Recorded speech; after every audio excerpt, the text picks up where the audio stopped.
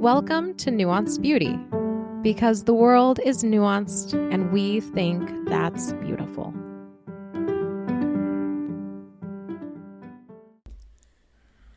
Hi guys, welcome back to Nuanced Beauty. And we're back. How have you been? Good. It's been quite a break, hasn't it? We recorded last in May. And I was like, oh, we're going to take summer off. And sorry, not sorry. We took like a good 5 months off. Yeah, more than 5 minutes. Just a little bit. 5 months. But, you know, we had the microgreens business hopping up for a brief moment in the sun. And Summertime. It's just such a great Kids. excuse. It's a great one. That could be its own podcast episode, the way we use summer as an excuse to just not do anything. Yeah. I'm just so busy, you know, just this so busy. Season, man, it's How a busy goner. are you?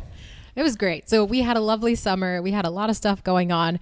And now we are getting back at it. Thank you guys for following the show and listening through the summer. So we did have a mild like crises where I've been dragging my feet about recording because I've just kind of like, is it worth my time?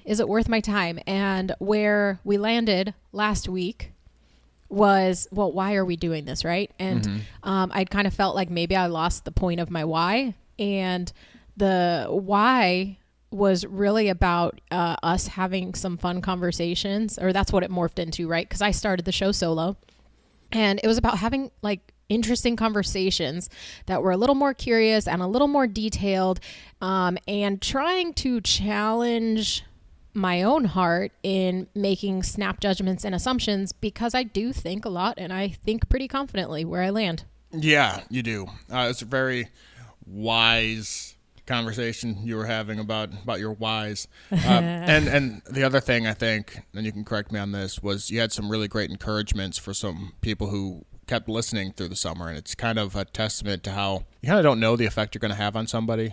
And just kind of that casual encouragement of it's like, yeah, no, I like that thing, can really make a difference for somebody. Yes, that's a good point. Because there were just a handful of folks who leaned in and gave me like a praise or like a positive, like, oh, I really enjoyed that episode. And like, you should totally do an episode on this, or I really enjoy that you guys are like all over the place and none of your conversations align with other shows. Like we're all over the place. And that may not be some people's cup of tea, but some people are enjoying it, and that's wonderful. It's definitely intentional, and not because we just don't know enough about any one topic to keep this podcast to one topic. Yeah, we are a jack of all trades, a master of nothing. No, we are caught in the winds just a little bit. Yeah, for sure. But we enjoy practicing nuanced and beautiful conversations. Mm-hmm. So with that, Bill, let's talk about politics. Woo! Coming in hot, right? Whoa. It's been at the forefront of a lot of people's minds as we get through September, and the first Tuesday after the first Monday of November is coming up. And so the airwaves are just packed with talk about politics. And what I think stands out to us is just how vitriolic conversations of politics are and how carefully you have to navigate the relationships in your own lives as a result. Yeah, it's like one of those things about it's okay. So topic, do we talk about politics? Yeah. And yeah, we think you do, but where I kind of see is personal one-on-one conversations. I think folks tend to not want to be vulnerable about what they think in politics, whether it's the whole like you don't talk politics, you don't talk faith, whatever. That was like a 90s thing, right? Like the 3 social taboos. Don't talk about politics, religion, or sex. Oh, yeah. Oh, but all those are great topics. They're great. They're the best topics. Yeah, they're very important topics. Or like, so you have like individuals who are not willing to share where they stand on these topics for fear of rejection or being misunderstood. Mm-hmm. And then we have this like worldwide social media pontificating I think loudly. I was about to say 100%. Well, I'll go with 100%. It's 100% the fault of social media because what it's done 2 things to us, and one was really well outlined in Robert Putnam's book Bowling Alone, which I have not read. It was really dense, but I started it and I get the idea about the collapse of social structures. About we don't spend physical time with one another. Time. Yeah, but also, and maybe as a result, we've built up the other side, whatever the other side is for you. as this evil demagogue, insidious, world-breaking, movement. And so anyone who might associate with those people is one of those people. Mm-hmm. And so what you end up doing as a fairly moderate person, or just someone who likes having friends, is you do everything you can to not let anybody know which of those people you are. And so I was having a conversation with a friend of mine. He let slip that he gets really into politics. Right before the debate, we were talking about this. And I'm like, how interesting. Yeah, okay. Tell me more. I'm not going to say anything, but you tell me more. You go first. Go first on this. And we kind of got off topic just about how debates are structured and things. And he sent me the day after an episode of a very conservative podcast. And I said, okay, you're one of those people. And I'm not upset by that. Obviously, it's actually a podcast I listen to, but it's something that clicks. I'm like, okay, cool. Now we can talk. Now that I know where you are, I know how to tailor what I'm going to say. Because I was a conservative living in Seattle. I know how to talk to someone who's liberal without And to call you a conservative is loosey-goosey. It's super loose. Yeah. Yeah, I like to joke I was the most conservative person in Seattle, but the most liberal person in Jacksonville. So I'm like, okay, now I know how to have this conversation. And then immediately after, he says, yeah, I listen to podcasts on the extreme of both ends so that I know kind of what the spectrum of. Saying. I'm like, dang it, now I don't know anymore. And I still don't. Well, and that kind of leads me into the interaction that I had recently, because I'm not having political conversations with everyone. I'm having plenty with you, because you and I talk all the time, and we don't fear rejection from each other. Okay, maybe I don't, but okay. I fear rejection. Yeah, but not you about shouldn't. Politics, though. You shouldn't. Not about politics. But we were visiting some dear friends and got on the topic, and he was actually trying to inquire what we felt strongly about. And I think I danced around answering. And then the next morning, he actually apologized for kind of dabbling into such strong topics. And Bill and I were both like, no, you don't have to apologize. We've known you for a while. We are close friends, and we appreciate your point of view. And if anything, if you thought that we were standoffish or cold, or me specifically, if I was standoffish or cold, it's because when these topics come up, I tend to read the room, and I tend to not share much of anything. I will share studies. I will share people rough stories of people I know who care about this policy because it directly impacted their life. The names haven't changed to protect. And I'll kind of just share a lot of thoughts on the topic. But what I found is that I just never want to come across as shaming somebody for thinking differently. And I also don't want to ruin the relationship. So therefore, I kind of take this centrist role of wanting... And it's not because your beliefs are centrists. No, yeah. It's more because you're trying to preserve the relationship. Yeah, because I don't know how... it's not that I don't have a backbone, because I definitely have some opinions, but I also think I have opinions personally that impact me. And then what would I do in this situation? And then I have thoughts about what we should do as a collective. Yeah. And I also think that sometimes those things can get blurred, or when we're thinking politically, we're so absorbed in what we would do that we don't think centristly. And about the impact that our decisions have on everyone else. Yeah, I mean, we deal in absolutes, and as we all know, only Sith deal in absolutes. So we struggle to draw a distinction between what is a moral right, what's right and wrong right, and what the government should do about that. And we think of the government as a moral arbiter that should enforce whatever moral tapestry I've woven for myself. That's how it should be for everybody. And I don't want to sound like a moral relativist here, because I'm 100% not. I just don't think that's the government's role. And that's where, for me personally, some topics I struggle, because a law is not going to change the condition of someone's heart. And looking at how we got to here, looking at a topic and the level of experience and the level of brokenness that somebody could have experienced in their life that would lead them to have such a strong opinion, or the level of just cultural influence on what you should think about a certain opinion is so strong. Like the tide is so strong that even if that tide is wrong, and I really, really want to gain people to see how I see, if you just quip at somebody in a Facebook comment, it's not going to get me anywhere. It's not going to get you anywhere. Yeah. And really the only way I feel like, I'm not going to say to change someone's mind, but at least to empathize, to allow someone to see through your eyes a little bit. Like I hear what you're saying and I'd love to know why, but here's why I think what I think. And if you can have a conversation, that has to be done. It has to be done personally.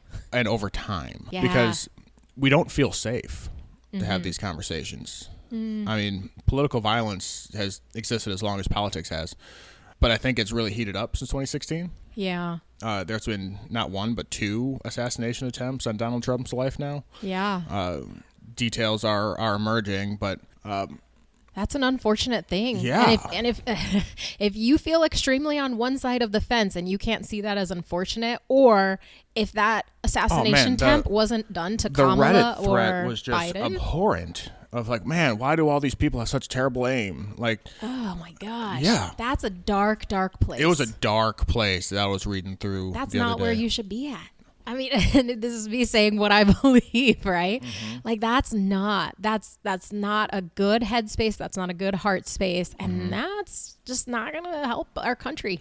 No, it's not going to help anybody. And I think the only thing that will is actually having those one-on-one conversations. But how do you do that when you're just so dang scared to? Right. So with that, Bill and I thought we would basically model a little bit of like how we talk about politics. I don't think highly enough of ourselves to say we're going to model anything, but we did have a political conversation right after the debate. Right. And this is really more of, we're going to throw some stuff out and see if we can drive some social media traffic by people responding to it on @nuance_beauty. No, you don't have to respond to it. But I hope that maybe like as a listener, if you're still tuning in at this point, that you can hear what we say. If anything else, this is an us going first. Because that's really how you break boundaries, is you have to go first. Yeah. And do so gently, but go. You have to, because I was sitting there in that conversation with my friend trying to get him to go first. Like, tell me where you are, so I know how to like how I could respond, how to talk to you without being hurtful, without being a jerk. Yeah. Sounding like jerkish. I sound like a jerk. Yeah. So the debate. One of the main takeaways that I had a long conversation with you about was the question that was asked about signing a bill into office for abortion, and I feel like Trump, he tried to mention that this falls in the state and that, but he also kind of like went off of topic. I don't know. It just didn't, he didn't answer it succinctly. He's a squirrel, or he's a dog that finds a squirrel and runs after it. And that's not the best thing for your chief executive. But it's been a keystone of the Kamala Harris campaign to say that she would support women getting abortions. More specifically, that he would ban abortions. And his point was what the Dobbs decision actually said. The Dobbs decision at Supreme Court level didn't legalize abortion. It said this is a state's issue. The federal government should be hands off on it. And the states are passing their own constitutional amendments. And they're actually each state is doing their thing. More and it's pro-choice than people thought. Yeah. Yeah. It's kind of because most people are fairly moderate. Yeah. Most people aren't rabid ideologues. But he didn't say no.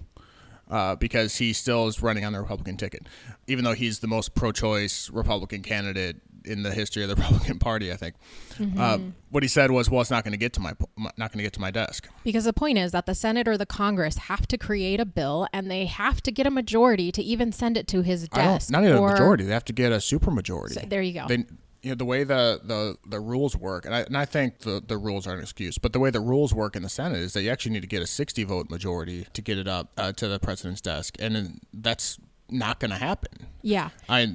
Even if you had a 60-vote majority of the Republican Party in the Senate, there's going to be enough Republicans in blue states and enough moderate Republicans that they aren't going to vote as a block. So it's just not going to happen. Yeah, it's not going to get to that level. But so then that is where I would challenge that for Kamala to run on this as if this is like, the thing that she needs to plant her flagpole in. if she's president and in 4 years we're having this conversation and they haven't passed a federal law, she's going to say, well, they didn't get the bill to me to sign, and if they had, I would have signed it. Yeah, the phrase. So it's a moot point. The phrase is running against Congress.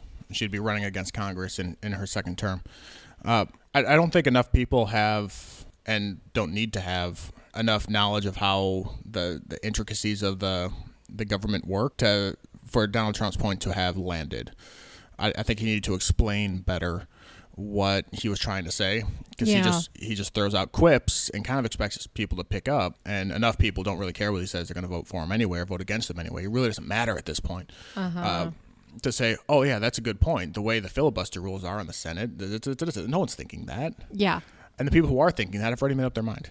Well, and then that's kind of like just the debate as a whole. Like from a Republican perspective, it was 2 moderators and VP Harris against Trump. And so it was very much that the statements that Kamala made were not challenged, or follow-up questions were not given to her. Whereas on Trump's side, like, there were multiple challenges and there were questions, like if the question wasn't answered clearly and they hoped that he would answer it clearly, they made sure to repeat the question and be like, did you answer that question? Well, the question was, and I appreciate your restraint in using the term fact check. Because, like, have you seen the word fact check? Oh, Trump got fact checked, yada, yada times. But that's making the assumption that what the moderator said was true. And a lot of times it wasn't. Yeah. So when you're saying, oh, he was fact checked, well, no, he was challenged by a false statement in a number of occasions. But none of those challenges were directed at Kamala Harris, who said some egregiously false things. Yeah. But I felt like watching Kamala speak. Well, first off, I said to you while we were watching it, is I said, man, I feel like she has been sitting with President Obama every single day for the past month to prepare herself for this time. Like, she came to the table prepared with her demeanor and prepared with the words that she was going to say. And she nailed it. And she presented it she so executed regally. And flawlessly. So, yeah, like her demeanor, her characteristics, her level of confidence, the way she carried herself, the way she tried to refute statements that Trump made, or the way that she tried to downplay his challenges. She baited him beautifully a couple of times. Like, it was like, wow, you took a presented swing at yourself well. Oh, yeah. And so that begs the question, like, what do you want from your chief executive? If what I said, I don't know if I said this out loud or not, is that the true power of our government rests in the legislature. That's where laws are passed. Yeah. So what do you want your chief executive to do? Well, I want is for them to stand on the podium in front of our nation in visibility of the world and represent our country well. And that's something that I don't think Donald Trump has ever done well. I think he is a very shrewd businessman. If you look at some of the things that he negotiated while in office, I think he's really great on the world stage that way. But we all look like assholes when Donald Trump is standing on that podium, because he's kind of an asshole. And maybe that's what makes him good at what he does. Yeah, you can beep that. I gotta beep those. You gotta beep those. I was just looking at the timestamp. Okay. And Kamala Harris, like Barack Obama, forget any of their policies. Elegant political presentation. At least she did that night. Yeah, she did that night. Don't ask her she about wasn't school challenged. buses. She wasn't presented to a global, like in a global setting with people who may not give her any respect. Because I do think Trump gave her respect. And obviously this is where I've heard Blue speak of like, he's so like demeaning to everyone, blah, blah, blah. And it's like, or so demeaning to women. Yeah. But like you and I were chatting about how like, well, no, he has this powerful presence and overbearing demeanor that is interpreted as being insulting. And it's just, well, no, he is insulting. Okay. But he's insulting to everybody. He insulted Ted Cruz's wife. He insulted, well, I guess that is demeaning to women, but he was insulting Ted Cruz by using his wife. He insulted Marco Rubio's height, and he's just mean. Yeah. And he said, I saw an interview with him from the 90s when he was still just a real estate mogul, and they asked him, like, what do you do to negotiate? He said, well, first thing I do, I'm not going to do an impression. The first thing I do is I go into the room and I sit across from the person and I say, your breath stinks. Doesn't matter if it does or not. And I would probably laugh at that because that's who I am. Because that's who you are. I think you and Donald Trump would get along great. Yeah, we get along great. But so that's a tactic that he's uses, that he's always used. Try and measure love someone it or up. hate it, he's obviously been successful with it. But I kind of bristled when they're like, oh yeah, he uses his body language to intimidate women. It's going to give him an advantage of the debate. But if you're a woman who can be intimidated that way, I don't How want are you you going to be on a global stage? How are you going to be on the global stage? Yeah. Like, if you're going to sit across the table from Vladimir Putin to negotiate the end of the Ukraine war, are you going to fail because you were intimidated by his masculine presence? Yeah, that's no. No, you Come can't. on. You can't play that card. Rise to the occasion. Yeah. And don't. It's petty. It's extremely petty, and I don't think someone from that campaign said it. It was probably someone on The View or something. But Yeah. but if you're discounting a result of a debate, nobody is, because Kamala Harris by and large won that debate. Based on that, then what you're doing is just undermining yourself in the campaign. Mm-hmm. But then, there was another topic that we did chat. I thought it was really entertaining that Kamala threw out that me and Walls both own guns. I thought that was super entertaining. But then you interjected, and again, this is where if you actually are a little more engaged in political policy making, you would have to know some history here. There's a policy when she was in California. You said you don't know. Yeah, I don't know. I can look it up. She was if it happened while she was the AG, the senator, or if this was one of the things that she said during the 2019 presidential primary. But she was in favor of mandatory gun buybacks for at least some portion of the population. I don't know the full, because when you get a clip of something, you never really know the full context. So take that with a grain of salt. But that was one of those things. She's like, "Oh no, I'm not going to take anyone's guns." Well, here's the thing that you supported. So where are you really at today on this topic? It is okay to change your mind. Yeah, I agree. Yeah. Let's talk about that. Yeah. So then share with me that I really came back on this because I think the general population has spoke. I thought this, but this happened, and therefore I think this. Yeah. And you saw that with J.D. Vance. One of the things that J.D. Vance is getting criticized on with the pick was that he was very anti-Trump in 2016. And he said on national news, and the whole story just disappeared because they're not going to cover this. Yeah, he said, I didn't think he'd be a good president, but then he was a good president, and therefore I think he'll be a good president again. That structure of sentence is needed. And it's okay to admit that you were wrong about something. And if anything, that would gain a lot of credibility in my mind. And that's where I was really loving RFK Jr. And all of the information that he was sharing on Instagram, because, and I feel like it's really sad because he is actually much more blue than he is red, but he is backing Trump because I would say he's kind of in this old blue category on some topics, but he's also some of the policies, he's so much more democratic, But, yeah. Well, the fun thing with RFK is that he wants to dismantle the military-industrial complex. Well, and all the three-letter agencies. A little really. bit of the pharmaceutical industry. But his industry. solution to government overreach is more government overreach. Yeah, that's where it gets hard. Yeah. I want the government to fix the government. Well, that's you're throwing fuel on the fire a little bit. And so but the way that he presents himself and the way that he shares what he thinks has a level of insight on policy making and has an ability to educate the general person on where things came from and where they're headed and what a little bit of technical talk to get a person up to speed on. I think if he had a normal sounding voice, he would have done a lot better. I know. Yeah. And also if he was just one of the main two candidates, because as you've mentioned, there's a whole book that talks about how the mainstream news channels really create a psyche bias toward who is going to be the leading candidate for both sides. I cannot recommend enough the book Hate Inc. by Matt Taibbi, and it gets into subtle word choices that journalists use to say who is a serious candidate. That's one of them. This person's a serious candidate. This person's presidential, and this person's not, or they just won't mention that person. And they really choose, specifically in the primary, who's going to be the major candidate. And the Democratic Party in particular, the way their delegate structure is set up, really the DNC chooses because they have these super delegates that count for extra votes. So really, unless there's a massive ground roots effort, Donald Trump couldn't have won a Democratic primary because if he could have, Bernie Sanders could have. Bernie Sanders couldn't because of the way the DNC was structured. He had the same kind of populist grassroots movement that Donald Trump did, but the way they're structured in their voting. Because what we all forget is that the major parties are not government institutions. Yeah. They're private corporations. They can set whatever rules they want. You don't have a right to vote in a primary. You don't. Yeah, in a primary. Yes. In a primary, yes. Those are completely made up institutions that it's just, if you want to talk about the corporate oligarchy, that's the corporate oligarchy right there, like in a literal sense. But with that in mind, like, because we're simmering down, we're at 25 minutes. I think, like, okay, so what can we take away from this conversation that we just had? We just talked about politics for y'all. I would not want you to leave this feeling cynical. I think there's a part here, though, where the reason why we have political like leadership is because we don't have time to devote to making all of these decisions day in and day out.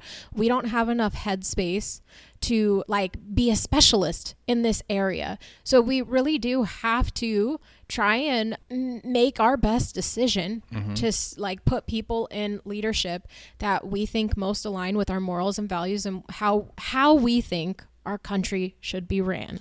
Right. And if you, to add a Christian element to this, if you go through the Old Testament, a surprising amount of it is how government should be structured. Yeah. Between the judges and the kings and, chronicling the kings. And, and that's like, I mean, Moses is like, I can't judge all these people. So God's like, well, appoint some judges to go under you. And if they can't figure it out, they'll come to you. Like, so much of it is actually about government structure. Well, and that's where it would talk about like how the Jewish people, like, they gave him Moses and Moses wasn't enough. So then he gave him judges and the judges weren't enough. So then they wanted kings. So then he gave them kings, like, and how God just continually faithfully showed up. It shows that God cares about the government and how it's run.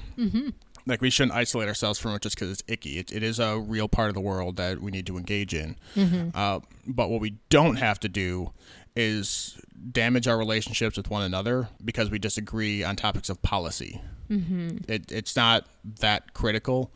Any single administration doesn't make that big of a difference to you and I. So where we would probably land this plane is to just ask you to reflect on this topic. And if you're one that doesn't want to engage at all, maybe you should, because that's being vulnerable with the people who you're closest with. But maybe you should do it in like a vulnerable setting with those people over time that you really are in relationship with, and not necessarily on social media in this platform setting. Like, I would encourage those one-on-one conversations. And if you're one who's like all out there, like really, volunteering, I appreciate that you care passionately about these topics. Just don't be a jerk. Just don't be a jerk. Don't be a jerk. Yeah. And with that, I think we'll call this one a wrap.